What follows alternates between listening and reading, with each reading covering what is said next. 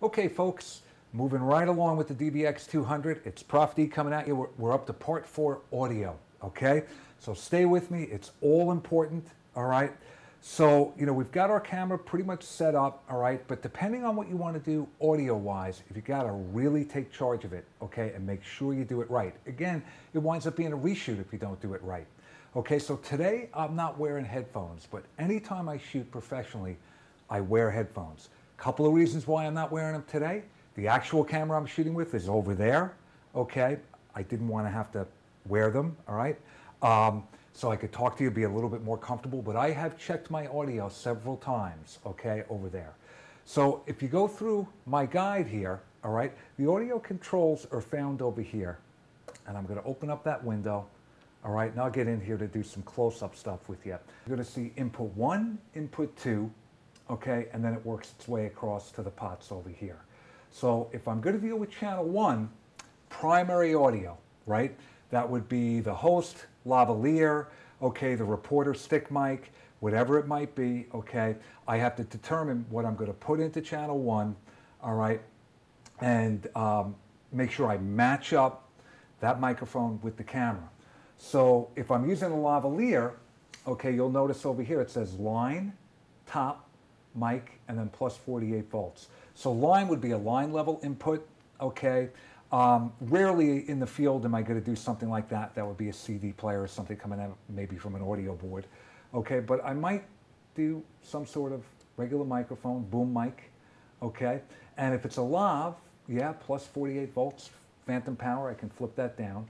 So I match it up. Now, channel 1, primary audio, okay. So everybody see it there?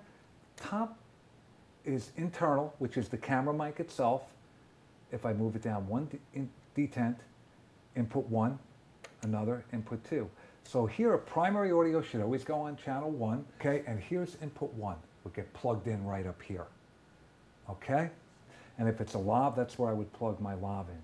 Now, I do like to use auto in the audio settings here. I find it to work very, very well. All right, so you can see you have auto and manual, but the camera was designed really for like the documentary makers, so they really, worked it out pretty well with the limiting in the auto circuitry. So, if I put it in auto, most of the time I'm there. What I have to be careful with is like if a plane went by, it wouldn't know if it was modulating for my voice, or maybe it wanted to turn itself up or turn itself down for that plane sound. So you have to be careful with audio, but it does work very well. So most of the time, that's the way I have it set up. Okay, if you put it in manual, it's going to allow you to adjust the audio level with the pot. And channel 2, if I'm doing a field shoot, I would always run nat sound. Even if maybe for some reason later on I wasn't going to use it, I always get it. I can leave it on the edit room floor in post, but you want to have nat sound. To me, it always gives a lot of flavor too. If I'm outside, okay, by the water, by nature, all right, it's always a little bit of flavor. The DVX200 happens to have a very good internal microphone because a lot of documentary makers use this, so sort of one-man band people. So it's a good mic. And to set that up, I'm going over here. So in this camera, that's also a mic, okay, I'm coming over here, and now I'm going to push this all the way up where it is, the internal mic, okay, that's the front of the camera, has an internal microphone. I'm putting it on auto, and I'm leaving it. Okay, but I'm picking up nat sound, which is really important, okay, for flavor. So audio input 1 is here. Audio input 2, all right, I got to show you, but it's back over here, and they're clearly labeled, all right. So that's where you would select your mics. If you were doing a 2-person interview and your host maybe was going to be with you, the host would be channel 2. Primary audio, your guest, okay, would be on audio 1. All right, if you're only using one mic, the boom or an individual lav, always record nat sound onto channel 2.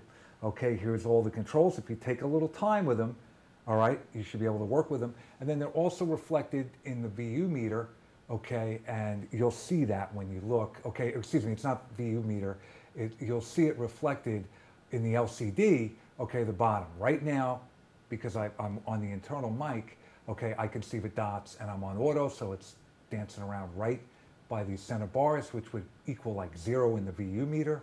Okay, so that internal microphone is set correctly. Okay?